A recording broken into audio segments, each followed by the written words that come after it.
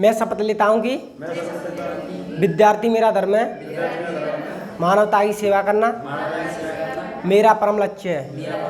राष्ट्र की उन्नति में मैं सदैव तत्पर रहूँगा।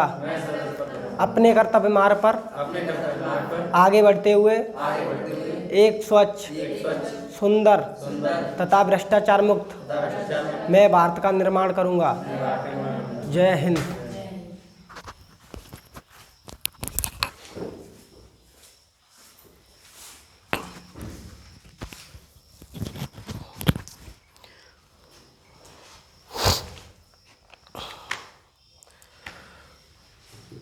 तो हम लोग जो है आधुनिक भारत के इतिहास में अध्ययन कर रहे थे अंग्रेजी शक्ति के बारे में। अब तक हम लोगों ने क्या क्या पढ़ा? पुर्तगाली। सबसे पहले कौन आए? पुर्तगाली। देखो इससे रिवाइज होता चलता है ना। पुर्तगाली के बाद कौन से आए? डच आए। डच के बाद ब्रिटिश आए और ब्रिटिश के बाद अंग्रेज, इन्हीं को कहते हैं, ब्रिटिश को ही। फिर डेनिश आए, ठीक है, क्रम से याद रखो। डेनिश के बाद फ्रांसीसी आए और फ्रांसीसी के बाद में एक शक्ति और आती है स्वीडिश। कौन सी आती है? स्वीडिश। ये पूरा क्रम है, कैसे भी आ जाए इसमें से तो आप कर सकते हो। 1 2 3 4 5 6 शक्तियाँ आई, जिसमें 4 महत्वपूर्ण थी, पुर्तगाली, डच, ब्रिटिश और फ्रांसीसी। ठीक, ये तो सब जो है वैसे ही बेच बाज करके अपनी कंपनी को चले गए हिंदुस्तान छोड़ करके। तो हम लोगों ने अब तक क्या कर निपटा दिया? पुर्तगाली को निपटाया, डच को निपटाया और ब्रिटिश में आधा कर रहे थे, आधा कर चुके थे। तो अभी तक थोड़ा सा रिवाइज कर लो। पुर्तगाली 17 मई कहीं कहीं लिखा मिलता है और 20 मई 1498 कौन? Vasco D gamma. कहाँ पर? कप्पकडाबू बंदरगाह। कप्पकडाबू बंदरगाह, या फिर उसको कालीकट के क्षेत्र में था। कौन था?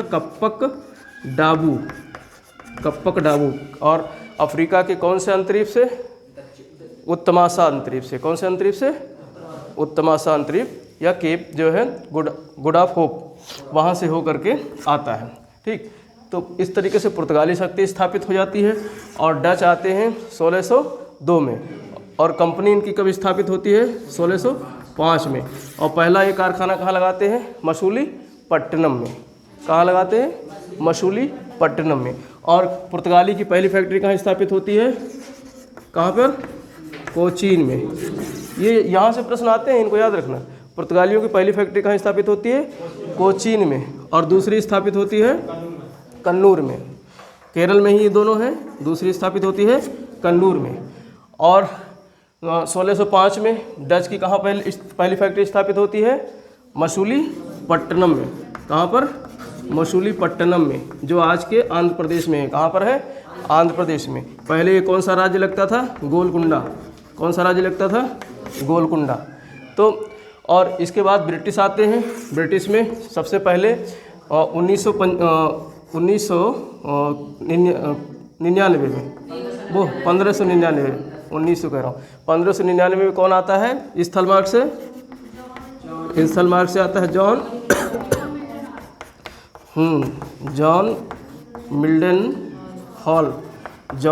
हॉल। ये आता है कब? स्थलमार्ग से 1599 में। और 1599 में ही एक company, British east India company स्थापित होती है, जिसमें 217 व्यक्ति साझेदार होते हैं, जिसमें महारानी एलिजाबेथ प्रथम भी एक प्रमुख साझेदार रहती हैं। और ये 24 व्यक्ति इसके क्या बनते हैं? मतलब बोर्ड ऑफ डायरेक्टर्स के मेंबर्स बनते हैं। एक बोर्ड ऑफ डायरेक्टर का गठन किया जाता है। कोई भी कंपनी चलाने के लिए एक बोर्ड गठित होती है ना, तो बोर्ड में मेंबर्स कितने होते हैं? 24 होते हैं। तो 24 मेंबर्स की ये बोर्ड ऑफ डायरेक्टर्स गठित किया जाता है, जिसके माध्यम से कंपनी का संचालन होता है। ठीक, तो ये पहले 15 वर्षों के लिए एलिजाबेथ इसको जो है एकाधिकार देती है व्यापार करने के लिए। और उसके बाद में, उसकी मृत्यु के बाद में एक जेम्स प्रथम शासक बनता है, और वो जो है इसे कितने वर्ष के लिए? अनिश्चित वर्ष के लिए कंपनी को पूर्वी देशों के साथ व्यापार करने का एकाधिकार प्रदान कर देता है। उसके बाद में जलमार्ग से सबसे पहले कौन आया? 1608 में कौन आते हैं जलमार्ग से? Captain Hawkins. सब भूल गए। कैप्टन हॉकिंस कुकर इसीलिए याद दिलाया था कि याद रखो, तो भूल जाते हो। तो 1608 में कौन सा ब्रिटिश आता है? Captain Hawkins. ये किसका जो है प्रतिनिधि बन करके आता है जेम्स प्रथम का। जेम्स प्रथम का ये राजदूत बन करके आता है भारत में, और सबसे पहले कहाँ पहुँचता है? सूरत पहुँचता है। सबसे पहले सूरत पहुँचता है 1608 ईस्वी में सूरत में। और उसके बाद में सूरत में और कौन से जहाज़ से आता है? हेक्टर नामक जहाज़ से। प्रश्न आता है, हेक्टर नामक जहाज़ से सूरत में आता है सबसे पहले 1608 ईस्वी में, और अकबर के दरबार में आने के लिए पत्र लेकर आता है। लेकिन भारत आता है तो यहाँ पर जहांगीर शासक था। कौन था? जहांगीर शासक था। तो जहांगीर से इसकी मुलाकात कहाँ होती है? आगरा में। जहांगीर से इसकी मुलाकात कहाँ होती है? आगरा में। ठीक, तो इस तरीके से ये सूरत में कारखाना खोलने से संबंधित जो है, फैक्ट्री स्थापित करने से संबंधित इसको क्या मिल जाता है? आदेश, फरमान मिल जाता है राजा से, जहांगीर से।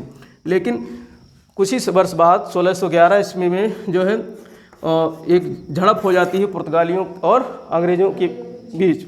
तो उसमें जो है स्वायल्ली के युद्ध में 1612 में अंततोगत्वा जो है पुर्तगाली परास्त हो जाते हैं, और जहांगीर फिर से जो है इसको जो है पुर्तगालियों को अंग्रेज़ों को फैक्ट्री स्थापित करने के लिए फिर से उसको आमंत्रित करते हैं, फिर से आदेश दे देता है।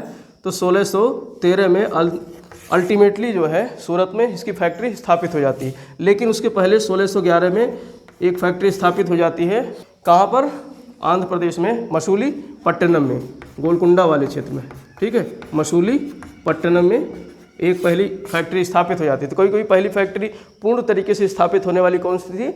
मसूलीपट्टनम में। लेकिन प्रारंभ कौन सी होती है? सूरत वाली। तो ये कंसेप्ट क्लियर रखना, प्रश्न कैसा भी आए तो आप ध्यान रखना।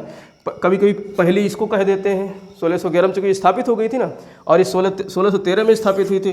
कौन सी? सूरत वाली। तो इसको दूसरी फैक्ट्री बोलते हैं। लेकिन स्टार्ट ये हुई थी 1608 से प्रारंभ हुई थी, तो इसलिए पहले इसको भी कभी कभी कह दिया जाता। तो प्रश्न के आने के मतलब किसी भी प्रकार से प्रश्न पूछे तो आपको कंफ्यूज नहीं होना है, इसको कर देना। ठीक, तो यहाँ तक हम लोगों ने देख लिया था। और मसूलीपट्टनम में ये भी देख लिया था कि किस तरीके से जो है 1632 में यहाँ पर एक गोल्डन फरमान जारी करवा लेते हैं यहाँ के राजा से।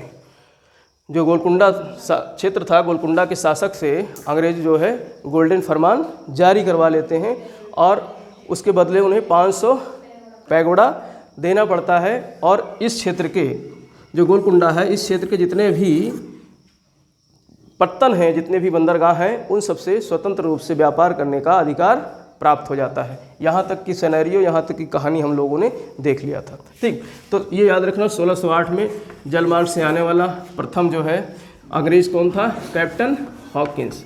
ये परीक्षाओं में आता है अक्सर, क्योंकि हॉकिंस से ज़्यादा प्रश्न आते हैं। कैप्टन हॉकिंस था जो 1608 में आए। अब हम लोग स्टार्ट करेंगे इसके आगे की कहानी। इसके आगे की कहानी शुरू होती है जेम्स प्रथम से ही। अभी 1615 का समय है। कौन सा समय है? 1615 का। ठीक, और राजा कौन है यहाँ पर? जेम्स प्रथम। ब्रिटेन का राजा अभी कौन है? जेम्स प्रथम। ठीक, और 1615 में अब एक दूसरा अंग्रेज अधिकारी, दूसरा राजदूत जेम्स प्रथम का भारत के लिए आता है। अभी जो हॉकिंस आया था उसने सिर्फ सूरत में व्यापारिक कोठी स्थापित करने और थोड़ी सी छूट प्राप्त करने के लिए प्रयास किया था, लेकिन बात यहाँ से बनती नहीं है। तो जेम्स प्रथम फिर कहते हैं एक व्यक्ति से जिसका नाम था सर टॉमस रो। क्या नाम था? Sir Thomas Roe.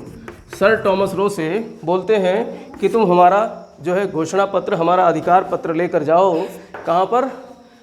भारत में, और जहांगीर के दरबार में जा कर के भारत के और विस्तृत क्षेत्र पर व्यापार करने का जो है परमिशन प्राप्त करो।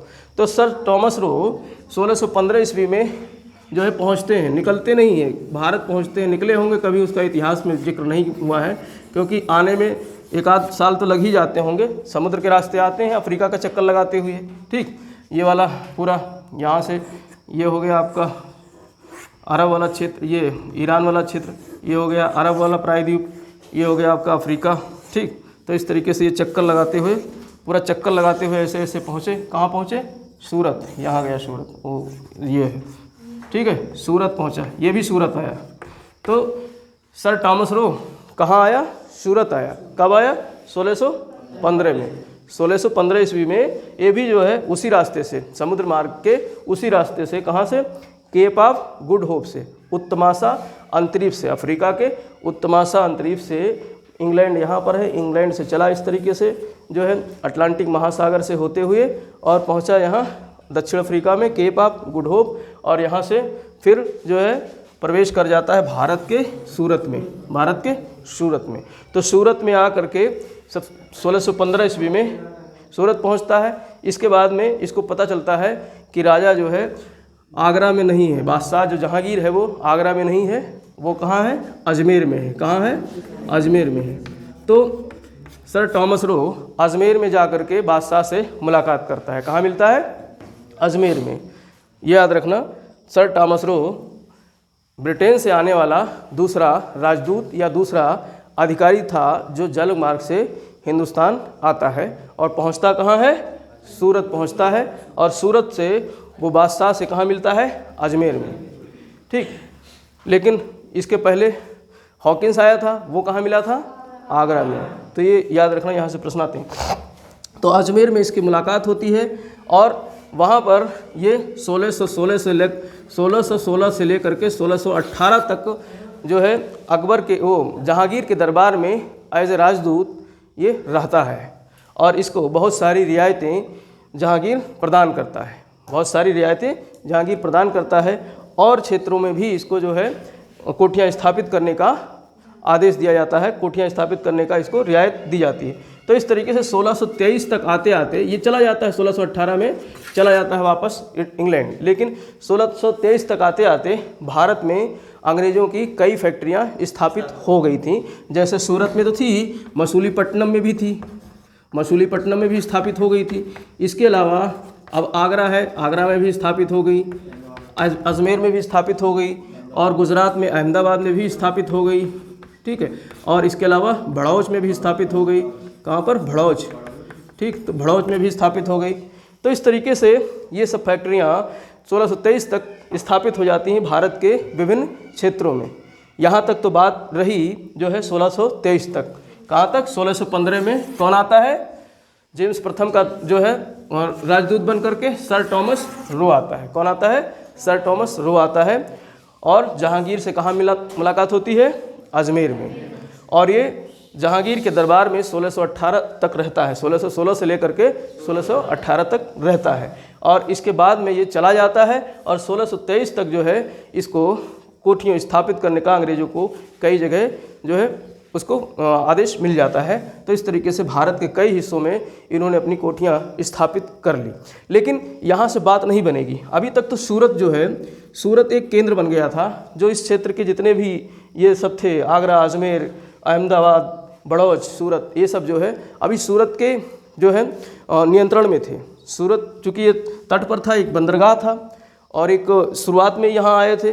ठीक है, यहाँ आसानी था, तो जितने भी कोठियाँ थीं, सब कोठियाँ किसके नियंत्रण में थीं, सूरत के नियंत्रण में। तो सूरत में कौन नियंत्रित करेगा, तो इस समय एक व्यापारिक जो है गवर्नर बनाया जाता था। कौन, व्यापारिक गवर्नर। अभी गवर्नर वैसे दो प्रकार के गवर्नर हुए हैं अंग्रेजों में, एक प्रशासनिक गवर्नर होते थे और एक व्यापारिक। तो प्रशासनिक गवर्नर 1757 का जब प्लासी का युद्ध होता है, उसके बाद भारत में जब अंग्रेजों को लगता है कि हमने एक राज्य स्थापित कर लिया है, 1757 में बंगाल को जीत लिया है, तब उनको एक जो है प्रशासन चलाने के लिए गवर्नर की आवश्यकता होती है ना। जैसे गवर्नर अपने यहाँ राज्यपाल होते हैं प्रशासनिक गवर्नर, उस तरीके से प्रशासनिक गवर्नर लॉर्ड क्लाइव नाम का व्यक्ति पहला भारत में आता है, तो वो प्रशासनिक गवर्नर था। लेकिन यहाँ पर कौन से गवर्नर थे, ये व्यापारिक गवर्नर थे, जिनको क्या, गवर्नर का मतलब गवर्न करना, गवर्नर का मतलब नियंत्रित करना, गवर्न करना। तो ये किनको नियंत्रित करते थे, बाकी सभी कोठियों को सूरत का गवर्नर नियंत्रित करता था। और ये 1687 तक जो है सूरत ही केंद्र था, सूरत ही 1687 तक जो है नियंत्रित करने का केंद्र था। 1687 के बाद जो है बदल जाता है, मुंबई को सेंटर बना दिया जाता है। किसको बनाया जाता है, मुंबई को सेंटर बना दिया जाता है। ठीक, तो यहाँ तक ये कहानी थी। इसके बाद में इसी दौरान एक समय आता है 1639 और 40 का, 1639 और 40 का। 1639 और 40 में यहाँ पर एक मद्रास है, चेन्नई जिसको आज कहते हैं, मसूलीपट्टनम के नीचे यहाँ पर क्या है, मद्रास। चेन्नई किसकी राजधानी है आज के समय में, किस राज्य की, तमिलनाडु की राजधानी है। ठीक, तो ये मद्रास जो है, यहाँ पर चंद्रगिरी का राजा था। यहाँ पर कौन था, ये चंद्रगिरी राज्य था, चंद्रगिरी राज्य था, चंद्रगिरी राज्य में मद्रास था और इसके शासक से, इसके राजा से 1639 और 40 की ईस्वी में फ्रांसिस डे नामक व्यक्ति, कौन, क्या नाम था, फ्रांसिस डे। तो फ्रांसिस डे नामक गवर्नर ने 1639-40 में चंद्रगिरी के राजा से मद्रास को पट्टे पर, लीज पर ले लेता है। यानी पट्टे पर लिया तो पट्टे के बदले कुछ पैसा दिया होगा। पट्टे पे जैसे हम लोग क्या करते हैं, खेती करने के लिए कुछ खेती लीज पर ले लेते हैं, पट्टे पर ले लेते हैं ना, तो इसी तरीके से मद्रास चूँकि तटवर्ती क्षेत्र था, पत्तन था, बंदरगाह था, तो मद्रास पे ही जो है लीज, मद्रास को लीज पर ले करके यहाँ भी जो है कोठी स्थापित की जाती है। अंग्रेज़ों की कोठी यहाँ भी स्थापित होती है। कब, 1639-40 में। तो अब ये मद्रास जो है अंग्रेज़ों के समय मद्रास कब स्थापित हुई और किसने स्थापित की, तो यहाँ से प्रश्न आता है। फ्रांसिस डे ने स्थापित की। किसने स्थापित की, फ्रांसिस डे ने 1639-40 ईस्वी में। कब स्थापित हुई, 1639-40 ईस्वी में। और इसको फोर्टिफाइड किया गया, मद्रास को क्या किया गया, किलेबंदी किया गया। और इस किले का नाम रखा गया सेंट जॉर्ज। क्या नाम रखा गया, सेंट जॉर्ज। तो यहाँ से प्रश्न कई बार आ चुके हैं। सेंट जॉर्ज फोर्ट, क्या नाम रखा गया, सेंट जॉर्ज फोर्ट। इस किले का नाम रखा गया सेंट जॉर्ज। क्या नाम रखा गया, सेंट जॉर्ज। तो मद्रास में कौन सा किला है अंग्रेजों का, सेंट जॉर्ज। प्रश्न यहाँ से पूछता है सेंट जॉर्ज कहाँ है, मद्रास में, या चेन्नई दे देगा। आज इसको मद्रास को क्या कहते हैं, चेन्नई कहते हैं। तो इस तरीके से यहाँ पर एक व्यापारिक कोठी स्थापित हो गई। जो ये कौन सा तट है, ये देखो, ये है इधर वाला तट, पूरब वाला और पश्चिम वाला। ये पूरब वाला तट है, ये पश्चिम वाला। तो ये जो है कौन सा तट है, कोरोमंडल का तट, इसको बोलते हैं कोरोमंडल का तट। और इस पश्चिम वाले तट को मालाबार का तट बोलते हैं। केरल वाले में कौन सा तट है, भूगोल में पढ़ोगे, जब हम भूगोल पढ़ाएंगे भारत का, तो बताएंगे कि केरल वाला तटीय क्षेत्र क्या कहलाता है, मालाबार का तट। क्या, कौन सा तट कहलाता है, मालाबार का तट। प्रश्न आते हैं भूगोल में। और तमिलनाडु वाला ये पूरब वाला तट कहलाता है कोरोमंडल का तट। तो कोरोमंडल का तट और जो है इसके अलावा अभी इसी दौरान स्थापित हो गई थी कोठियाँ, जो है आपका ढाका में, इसी प्रकार मुर्शिदाबाद में, इन सब में अंग्रेजों की कोठियाँ स्थापित हो गई थी। और इन सब का नियंत्रण कहाँ था, मद्रास था। इन सबको नियंत्रित कौन करता था, बिहार की कोठियाँ, बंगाल की कोठियाँ, ठीक है। और जो है इसके अलावा मछलीपट्टनम, इन सब का नियंत्रण कहाँ से था, मद्रास। क्योंकि मद्रास को क्या कर दिया था, फोर्टिफाइड कर दिया था, किले बंदी कर दी थी। किले बंदी करके वहाँ पर सैनिक वैनिक रख दिए थे। वहाँ पर गवर्नर रहता था, व्यापारिक गवर्नर रहता था, वो सब क्या करता था, इसको गवर्न करता था। तो इधर कोठी, इधर नियंत्रित करने वाला कौन था, पश्चिम साइड में सूरत था। और पूर्व साइड में नियंत्रण केंद्र किसका हो गया था, मद्रास का। मद्रास में कौन सा जो है किला बना था, सेंट जॉर्ज। सेंट जॉर्ज नामक किला मद्रास में स्थापित हो गया। तो ये कहानी तो इसकी हुई 1639 और 40 की। मद्रास में जो है किला बना और ये गवर्न करता था पूरा जो है पूर्वी क्षेत्र के सभी जो है कोठियों को, पूर्वी क्षेत्र के सभी कोठियों को, बिहार बंगाल की सभी कोठियाँ, और इसके अलावा जो है आपका मसूलीपट्टनम की, और ये इन सब कोठियों को गवर्न करता था। अब इसके बाद में समय आता है 1661 का। इसके बाद में समय आता है 1661 का। 1661 में बम्बई की कहानी शुरू होती है। किसकी कहानी शुरू होती है, बम्बई की। फिर से भारत का नक्शा बनाते हैं, समझते हैं इस पर। 1661 ईस्वी जो है, इसमें शादी होती है किसकी, चार्ल्स द्वितीय की। चार्ल्स द्वितीय जो राजा था कहाँ का, ब्रिटेन का। चार्ल्स द्वितीय ब्रिटेन का राजा था। और एक राजकुमारी थी कैथरीन, पुर्तगाल की राजकुमारी क्या नाम था, कैथरीन, ठीक है, पुर्तगाल की राजकुमारी कैथरीन, और ब्रिटेन का राजा चार्ल्स द्वितीय। इन दोनों की शादी कब होती है, 1661 ईस्वी में। पुर्तगाल की राजकुमारी और ब्रिटेन का राजा, जब इनकी शादी हो जाती, हालांकि इसके पहले स्वाली में दोनों में झड़प हुई थी ना। भारत में ब्रिटिश और पुर्तगालियों के बीच पहली झड़प कब हुई थी, स्वाली में। तो स्वाली में झड़प हुई थी 1612 में, लेकिन ज़्यादा झड़प भारत में नहीं हुई, क्योंकि 1661 में क्या हो गया था, दोनों में वैवाहिक संबंध हो गए थे। विवाह कहाँ हुआ था, यूरोप में। विवाह कहाँ हुआ था, यूरोप में। बारात कहाँ गई थी, पुर्तगाल में गई थी। इंग्लैंड से पुर्तगाल में। पता नहीं बारात वरात गई थी कि नहीं, लेकिन शादी हो गई थी। हम तो बारात देखने नहीं गए थे, बारात वहाँ गई, शादी वहाँ गई। और महाराज को जो है दहेज मिल जाता है भारत में। भारत में बम्बई को दहेज में दे देते हैं पुर्तगाली। हाँ, क्योंकि पुर्तगालियों का कब्जा अभी था बम्बई पे, पुर्तगालियों का कब्जा था। तो बम्बई किसको दे दिया गया?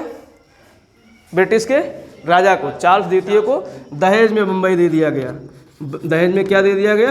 बम्बई को चार्ल्स द्वितीय को दहेज दे दिया गया। देखो कितनी बड़ी चाल खेल गए, जो है दहेज दे करके अपना जो है वैवाहिक संबंध बना लिए कि अब हम लोग आपस में भाई यानी भाई नहीं, मतलब कैसे जो है वो कहेंगे एक जो है पुत्र वधू, मतलब एक ससुराल वाले और एक जो है क्या कहेंगे उसको, जो है मतलब ससुराल वाले और जो है जमाई राजा, इस तरीके से मिल करके दोनों लोग अब भारत में राज करेंगे, व्यापार करेंगे।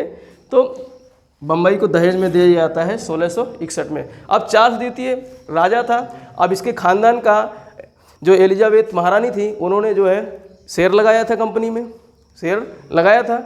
तो जब इनको पता चला चार्ल्स द्वितीय को कि बम्बई जो है बहुत दूर है, 1000-2000 किलोमीटर दूर है इंग्लैंड से, हम क्या करेंगे वहाँ जा कर के बम्बई में, हम तो यहाँ के राजकुमार हैं। तो जब इनको पता चला कि इंग्लैंड की एक company, east Indies company Bharat में व्यापार कर रही है, जिसमें हमारे घर का भी शेयर लगा हुआ है, तो उन्होंने कहा 1668 ईस्वी में इन्होंने जो है अंग्रेजी कंपनी को 10 पाउंड वार्षिक जो है 10 पाउंड में बेच दिया, 10 पाउंड में इसको बेच दिया, बम्बई को दे दिया। हाँ, बेच ही दिया, दे दिया, किराए पे दे दिया उसको, 10 पाउंड पे दे ही दिया 1668 ईस्वी में। किसको? ब्रिटिश ईस्ट इंडिया कंपनी को, ब्रिटिश ईस्ट इंडिया कंपनी को। भाई राजा क्या करते? चार्ल्स द्वितीय क्या करते? कोई ज़रूरत थी नहीं बम्बई, क्या करते? तो इन्होंने ब्रिटिश ईस्ट इंडिया कंपनी को बम्बई को दे दिया, जो है 10 पाउंड में। कितने पाउंड में? 10 पाउंड में 1668 में दे दिया। ठीक, अब यहीं पर एक जो है जेराल्ड और ओंगियार जो है यहाँ का व्यापारिक गवर्नर था, जेराल्ड ओंगियार, इसका नाम याद रखना है, ओंगियार। क्या नाम था? जेराल्ड ओंगियार। तो जेराल्ड ओंगियार यहाँ का व्यापारिक गवर्नर था। इसने जो है यहीं पर स्थापित कर दी एक जो है कोठी, जो अंग्रेज़ों की व्यापारिक कोठी बन गई। और इसके अलावा यहाँ से सिक्के उक्के ढालने शुरू कर दिए, चांदी के, तांबे के सिक्के ढालने शुरू किए। किसने? जेराल्ड ओंगियार ने। यानी कि टकसाल खोल दिया। कहाँ पर? मुंबई में टकसाल खोल दिया। और अभी सीमित क्षेत्र में जो ब्रिटिश क्षेत्र थे वहीं पर ही ये सिक्के चल रहे थे ब्रिटिश के। तो इस तरीके से, और इसके बाद 1687 ईस्वी में मुंबई जो है एक हट बन गया, अंग्रेज़ों का एक क्या बन गया? बहुत बड़ा सेंटर बन गया, केंद्र बन गया। तो जितने आगरा, अहमदाबाद, जितने भी इधर के जितने भी क्षेत्र थे, सब किसके अधीन आ गए? अब सूरत की जगह बम्बई को। तो सूरत की जगह अब शिफ्ट हो जाता है व्यापारिक सेंटर कहाँ? मुंबई। पहले सूरत था, मैंने बताया, पहले क्या था? सूरत था। और 1687 ईस्वी में शिफ्ट हो जाता है कहाँ? बम्बई में। तो बम्बई एक बहुत बड़ा धीरे धीरे सेंटर डेवलप हो गया, जो व्यापारिक सेंटर का बहुत बड़ा केंद्र बन गया, जो सूरत से शिफ्ट हो जाता था, हो गया कहाँ? बम्बई। क्योंकि देखो बम्बई की जो स्थिति थी ना, बम्बई की जो स्थिति आज है या पहले थी, जो द्वीपीय स्थिति थी, बहुत अच्छी थी। ये मोस्टली एक तरीके से द्वीप है, जो इस तरीके से निकला हुआ है, इस तरीके से थोड़ा सा ऐसे चोंच टाइप का निकला हुआ है भारत से ऐसे। ठीक, तो यहाँ पर जहाज़ जो जलयान आते हैं उनको बहुत आसानी रहती है, इस चोंच में घुस जाते हैं यहाँ जलयान और आराम से सामान वामान लाद देते हैं, कितना बड़ा भी जहाज़ आ जाए। तो इसलिए मुंबई सेंटर इसलिए डेवलप हुआ। और सूरत जो था वो थोड़ा सा अंदर था, तो उनको साफ़ सफाई करनी पड़ती थी। सूरत तक जहाज़ ले जाने के लिए छोटे जहाज़ में, छोटे नाव में पहले सामान लादा जाता था, फिर बड़ा जहाज़ तो गहराई में रहेगा ना, बड़ा जहाज़ गहराई में रहेगा, तो बड़े जहाज़ तक फिर दोबारा माल शिफ्ट किया जाता था, तो दिक्कत होती थी। लेकिन जब मुंबई इनको मिल गया, तो मुंबई में जो है चूँकि एक चोंच था निकला हुआ था, आज मैप में देखना जूम करके जो है मुंबई, तो मुंबई का ज़्यादातर विस्तृत एरिया कहाँ है? समुद्र की तरफ निकला हुआ है। तो समुद्र की तरफ निकला हुआ है, तो इनका बड़े बड़े जलयान जो है आसानी से कहाँ पहुँच जाते थे? मुंबई के तट तक। तो इसलिए मुंबई डेवलप हुआ, और इसीलिए आज तक मुंबई डेवलप होती चली गई और हमारे भारत की क्या है? आर्थिक राजधानी है। तो इनका नाम याद रखना, जेराल्ड ओंगियार का। किसका नाम याद रखना है? जेराल्ड ओंगियार का। और मद्रास में किसका नाम याद रखना है? फ्रांसिस डे का। मद्रास में किसका नाम याद रखना है? यानी मद्रास की स्थापना, आधुनिक मद्रास की स्थापना किसने की? फ्रांसिस डे ने। और आधुनिक मुंबई से संबंधित है जेराल्ड ओंगिया। तो ये कहानी हो गई मुंबई की। अब मतलब ये देखो पूरा भारत के पूरब से पश्चिम तक, उत्तर से दक्षिण तक पूरा जो है कब्जा करना चाह रहे हैं। इसके बाद में बंगाल वाला क्षेत्र आता है। बंगाल वाला क्षेत्र हर्ट था उस समय भारत का क्या था, एक तरीके से हृदय था, क्योंकि इस क्षेत्र में क्या था, ये बहुत उपजाऊ क्षेत्र था। यहाँ पर गंगा यमुना का मैदान है, ठीक, और जनसंख्या भी अच्छी खासी थी इस क्षेत्र में। पहले बिहार और बंगाल से मिला करके उड़ीसा ये सब पूरा एक बंगाल का क्षेत्र था। ये पूरा क्या कहलाता था, बंगाल कहलाता था। तो ये उपजाऊ ज़मीन थी, खेती अच्छी होती थी, तो इसलिए अंग्रेज़ों की निगाह यहीं टिकी हुई थी। ये तो बहाना था, समुद्र के किनारे किनारे अभी घुस रहे थे, तो ये बहाना था इन सबको जीतते जीतते, लेकिन उनकी निगाह कहाँ गड़ी थी, बंगाल वाले क्षेत्र में, बंगाल वाले क्षेत्र में। तो कहानी 1672 से शुरू होती है बंगाल की। कहानी कब से शुरू होती है बंगाल की, 1672 में। 1672 में बंगाल का सूबेदार शाइस्ता खां था। कौन था, शाइस्ता खां। शाइस्ता खां जो है 1672 में बंगाल का सूबेदार था। किसका सूबेदार, किसका सूबा था, मुगलों का सूबा था। किसका सूबा था, मुगलों का सूबा था। तो 1672 में शाइस्ता खां बंगाल का सूबेदार होता है और अंग्रेज़ जो है बंगाल में प्रवेश करते हैं और शाइस्ता खां से जो है बंगाल में व्यापार करने का, निःशुल्क व्यापार करने का वो जो है एक तरीके से फरमान प्राप्त कर लेते हैं। किससे, शाइस्ता खां से। तो 1672 में प्रवेश कर जाते हैं धीरे से बंगाल के अंदर, और इन्होंने बंगाल में जो है यहाँ पर हुगली में जो है क्या स्थापित कर ली, हुगली में स्थापित कर ली इन्होंने कोठी, हुगली में स्थापित कर ली कोठी। और 1687 में ये कर रहे थे किलेबंदी। क्या कर रहे थे, किलेबंदी कर रहे थे, किसकी, हुगली की। और उस समय शासन था औरंगजेब का। किसका शासन था, औरंगजेब का। तो हुगली की किलेबंदी कर रहे थे ये लोग। औरंगजेब नाराज़ हो गया, कहा ये साले पागल हो गए हैं, हमारे देश में आकर के और किला बना रहे हैं हुगली में। व्यापार के नाम से व्यापार करो, कोई बात नहीं है, लेकिन तुम ये क्या सुरक्षा की दृष्टि से किलेबंदी कर रहे हो। औरंगजेब की सेना आती है, पीट पाट करके इनको भगा देती है और भाग करके बंगाल की खाड़ी में चले जाते हैं। और बंगाल की खाड़ी में एक द्वीप था, फीवर द्वीप। कौन सा द्वीप था, फीवर द्वीप। फीवर द्वीप, ज्वर द्वीप, ज्वर बुखार वाला द्वीप। क्या नाम है, बुखार द्वीप, फीवर द्वीप। तो फीवर द्वीप में जा करके शरण लेते हैं। और यहाँ का जो व्यापारिक गवर्नर था जोब चौरनॉब था। कौन था, जोब चौरनॉब। तो जोब चौरनॉब जो है अपने साथियों के साथ भाग करके फीवर के द्वीप में क्या लेता है, शरण लेता है। हार जाते हैं यहाँ पर औरंगजेब से। फिर बाद में अब ये चूँकि ये सब तरीके से पारंगत थे, पैसा भी दे दो, साम दाम दंड भेद। आपने 6th क्लास 7th क्लास की NCERT में पढ़ा होगा, 8वीं में शायद है, कि अंग्रेज़ जो है वो साम दाम दंड भेद तीनों नीतियों से शासन करना, मतलब यहाँ पर स्थापित होना चाहते थे। तो इन्होंने अब जो है क्या किया, जा कर के औरंगजेब के सामने दंडवत हुए, जो है चरण में गिर गए, कहे महाराज माफ़ कर दो, हमसे गलती हो गई। औरंगजेब खुश कि अरे गोरे हमारे चरणों में गिर गए, चलो आ जाओ, फिर से आ जाओ। तो फिर से आ जाते हैं हुगली में। अगर वहीं से भगा देते डंडा लेकर के, औरंगजेब हाँक देता, कहता मद्रास से भी भागो और हुगली से भी भागो, सूरत से भी भागो, बम्बई से भी भागो, तो खदेड़ देता तो भाग जाते, क्योंकि अभी इनकी सत्ता स्थापित नहीं हो पाई थी ना, तो उसी समय ख़त्म हो जाती कहानी इनकी। लेकिन वो तो खुश हो गया कि हमारे चरण में गिर गए हैं जॉब चरणों, चलो ठीक है कोई बात नहीं, आ जाओ। तब यहाँ पर आ जाते हैं। इसके बाद में 1690 का समय आता है। 1690 के समय में जो है यहाँ पर सूता नदी है, यहाँ पर एक कोठी स्थापित करते हैं। कौन, कोठी स्थापित करते हैं अंग्रेज सूता नदी में, 1690 में सूता नदी में, ठीक। जॉब चौरनॉब जो है इस समय अभी गवर्नर था, व्यापारिक गवर्नर था जॉब चौरनॉब। तो सूता नदी में व्यापारिक कोठी स्थापित होती है। और उसके बाद में 1696 ईस्वी में ये क्या करते हैं, जो है किलेबंदी करते हैं। सूता नदी की क्या करते हैं, किलेबंदी करते हैं। और 1698 में जो है 1698 का समय जो आता है, यहाँ पर 3 गांव थे। ये सूता नदी गांव था, सूता नदी क्या था, गांव था मोस्टली। तो सूता नदी, इसको साफ कर दें।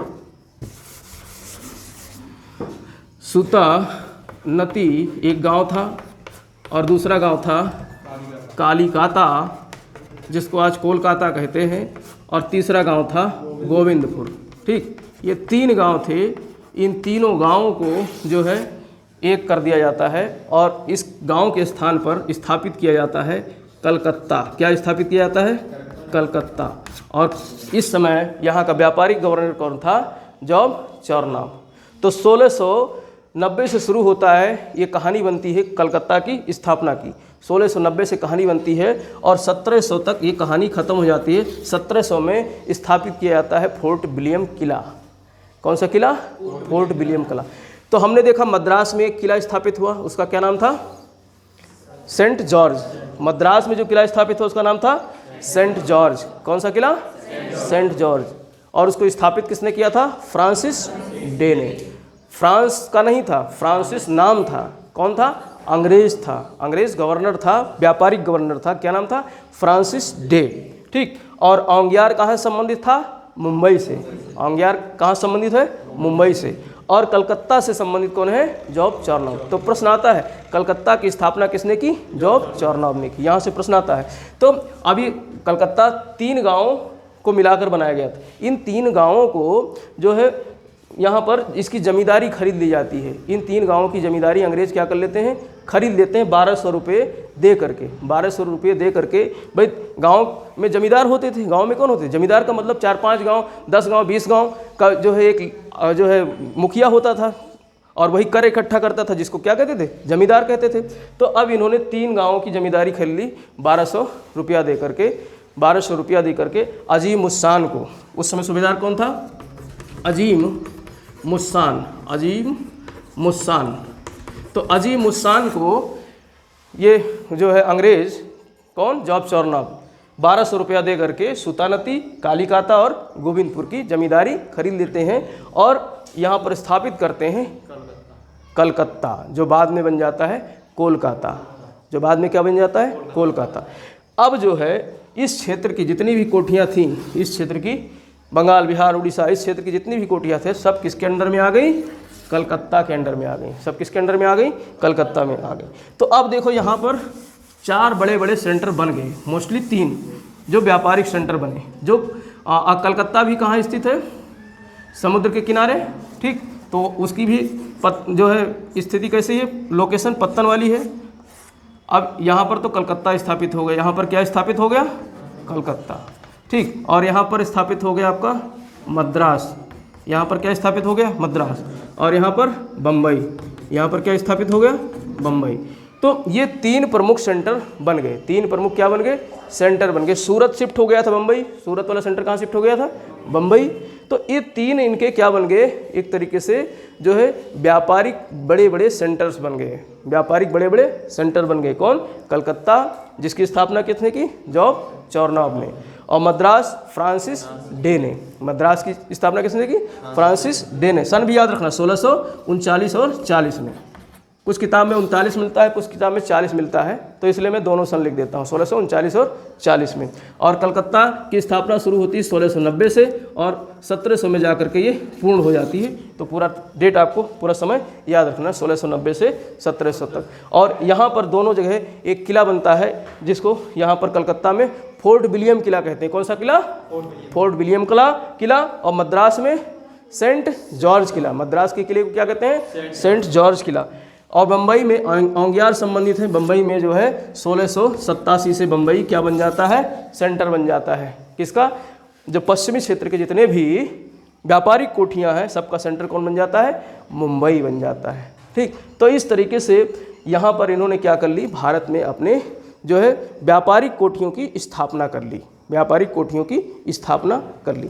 अब समय आता है 1717 का। 1717 का एक महत्वपूर्ण समय जो भारत में अब ये स्थापित होंगे। अंग्रेज जो है कोठियाँ तो स्थापित कर लिया व्यापारिक दृष्टि से। इनका ये बताते क्या थे? हमको व्यापार करना है। मुग़ल बादशाहों को बेवकूफ़ बनाते थे, कहते थे हमें क्या करना है? व्यापार करना है। तो इन्होंने तटवर्ती इलाकों पर कब्जा कर लिया और व्यापार करना शुरू कर दिया।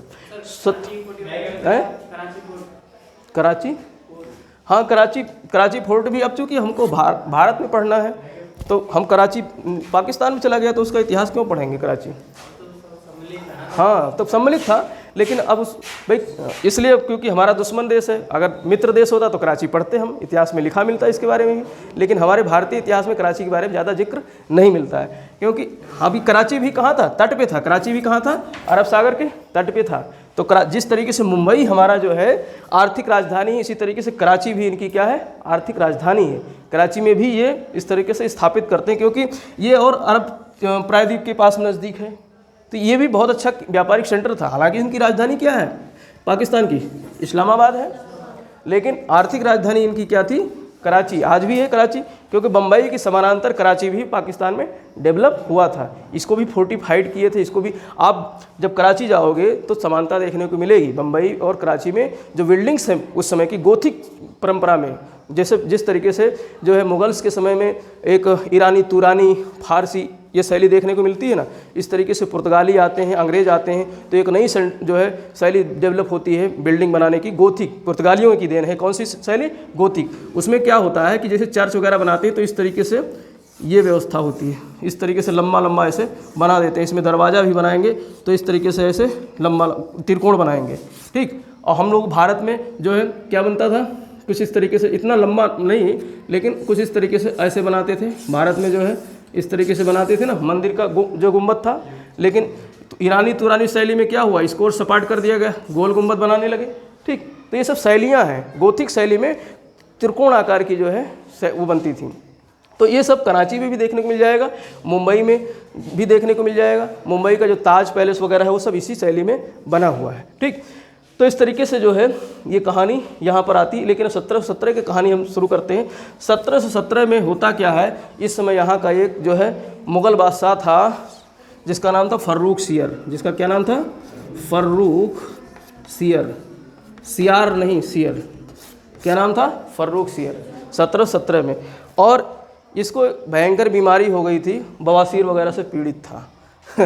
इसको जो है भयंकर बीमारी थी, कौन सी, बवासीर की, पाइल्स की। और उस समय बड़ी खतरनाक बीमारी हुआ करती थी, आदमी मर मुरा जाते थे।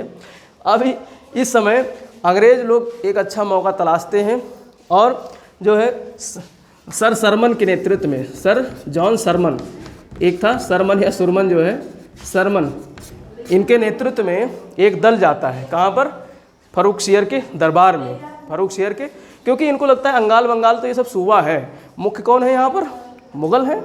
भले ही मुग़ल अभी क्या हो गए हैं, कमज़ोर हो गए हैं, लेकिन है तो वही पूरे देश के सरताज।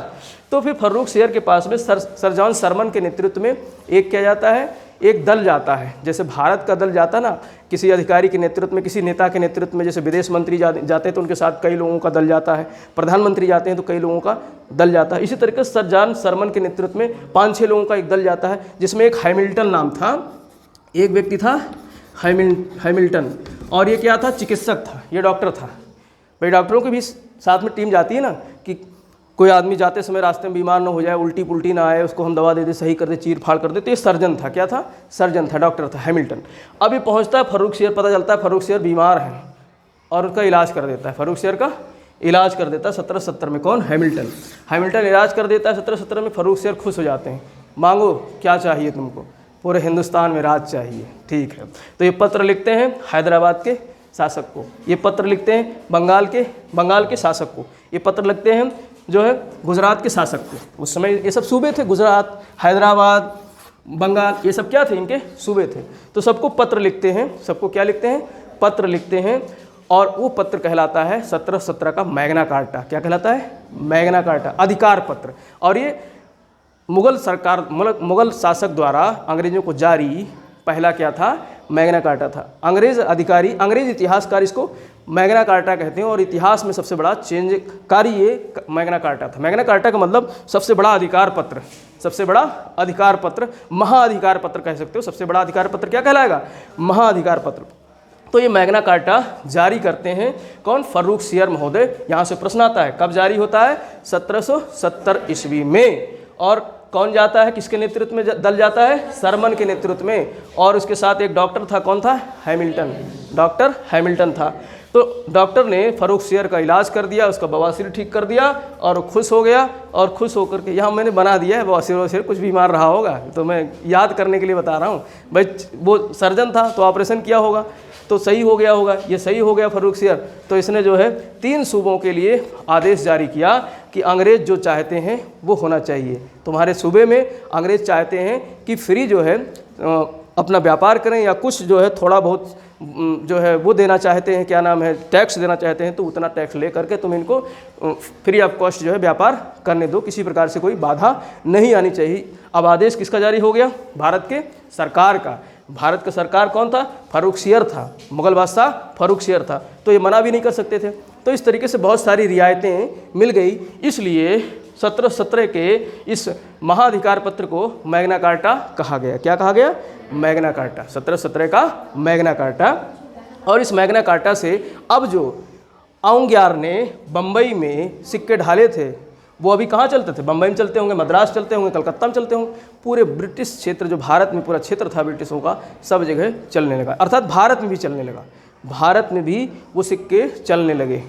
सबसे बड़ी इनकी उपलब्धि ये प्राप्त हुई कि इन्होंने जो सिक्का ढाला, बम्बई में ढालते थे, वो सिक्का इसी मैग्ना कार्टा से कहाँ चलने लगा? पूरे भारत के क्षेत्र में चलने लगा। यानी सिक्का जम गया। अब इनका क्या हो गया? सिक्का जम गया। तो इस तरीके से यहाँ से सिक्का जम जाता है और ये धीरे धीरे 1757 के बाद 1740 वर्ष बाद 1757 आता है। 1707। अब इनकी नज़र कहाँ थी भाई? बंगाल में ये बैठ गए थे, तो बंगाल में कलकत्ता इनका बहुत बड़ा व्यापारिक सेंटर बन गया था।